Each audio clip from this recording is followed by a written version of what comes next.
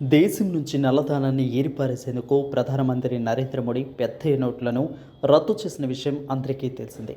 మోదీ ప్రభుత్వం 2016లో 500 రూపాయలు, 1000 రూపాయల నోట్లను ఉపసంహరించుకుంది. దాంతో ఏర్పడ్డ కరెన్సీ కొరతను తీర్చడానికి 2000 రూపాయల నోట్లను అందుబాటులోకి తీసుకొచ్చింది. ఆ తర్వాత వాటిని కూడా రద్దు చేసింది. కాగా నోట్ల రద్దు గురించి తాజాగా ఏపీ సీఎం చంద్రబాబు నాయుడు సంచలన వ్యాఖ్యలు చేశారు.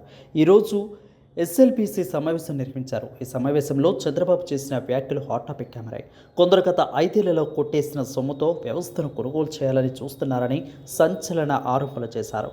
వీరి అవినీతిని అరికట్టాలంటే 500 రూపాయలు, 200 రూపాయల నోట్లను కూడా రద్దు చేసి డిజిటల్ కరెన్సీ తీసుకురావాలని చంద్రబాబు కోరారు.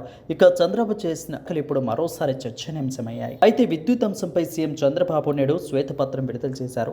విద్యుత్ సంస్థలకు 1,29,000 కోట్ల బకాయిలు ఉన్నాయని సీఎం చంద్రబాబు వెల్లడించారు. అహంకారం ఉన్న వ్యక్తి అధికారంలో ఉంటే ఏమవుతుందనేది ఈ లెక్కలను చూస్తే అర్థమవుతుందని ఈ సందర్భంగా సీఎం చంద్రబాబు అన్నారు. రాగద్వేషాలకు అతీతంగా ప్రజలు ఆలోచించాలని తెలిపారు. 2004లో తన పవర్ పోయింది, కానీ పవర్ సెక్టర్లో తీసుకొచ్చిన సంస్కరణలు శాశ్వతంగా ఉన్నాయని ముఖ్యమంత్రి పేర్కొన్నారు. ఈ సంస్కరణల కారణంగా విద్యుత్ రంగంలో రాష్ట్రంలో, దేశంలో నిలబడిందని సీఎం చంద్రబాబు పేర్కొన్నారు.